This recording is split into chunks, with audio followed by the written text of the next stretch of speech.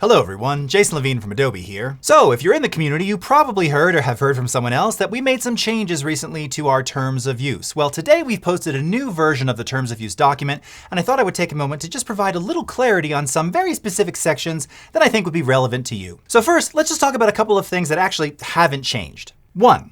Adobe does not own your data or claim to own it. That's it. 2. We don't train generative AI models on your data. 3. We only have very limited rights to actually access your data. And just for a little additional clarity, whenever we're talking about access or permissions, it's only for 2 cases: to operate the software and to improve the software. That's it. Okay, so there's a really specific section that gives a bunch of terms that anyone in video or audio or really any design industry is going to be familiar with. And this is, well, these are the terms where sometimes it can be a little confusing. So I'm going to go through them and provide examples of exactly what it means. And I'm actually going to read these examples so that these are super clear. So this is in section 4.3, licenses to your Creative Cloud content. The first one is to reproduce. Scary, but it isn't actually. Here's what it means. For example, to create copies of your cloud content on our servers in order to allow you to upload your cloud content to our servers, to allow you to copy and paste your cloud content between multiple Adobe Express projects, or to make copies of your Creative Cloud libraries, we have to reproduce the content. You're giving us the license to say, I need to copy this from Express to somewhere else.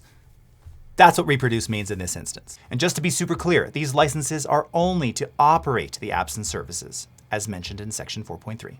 2. Distribute. For example, to publish your work under your direction to third-party platforms or services, to share cloud content under your direction through our services to your friends, family, and colleagues, or to allow these authorized people to download your cloud content with your permission. So again, maybe you're in Premiere and you want to direct destination publish to YouTube.